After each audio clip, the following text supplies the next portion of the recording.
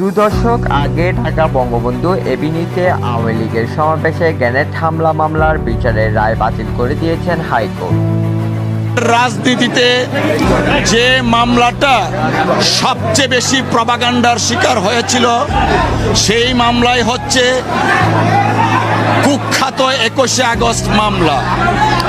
এই মামলা দায়েরের মাধ্যমে বিএনপির ভারপ্রাপ্ত চেয়ারম্যান জনাব তারেক রহমান সাহেবকে জাতীয় এবং আন্তর্জাতিকভাবে বিতর্কিত করা হয়েছে রাজনৈতিক উদ্দেশ্যে।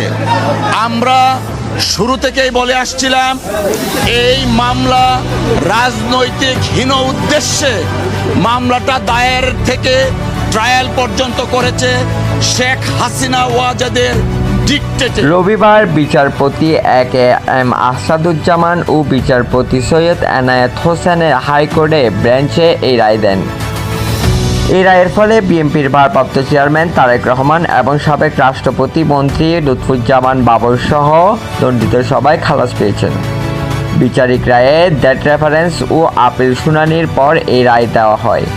হুসেন আহমেদের রিপোর্ট, ৭১ সংবাদ, চট্টগ্রাম।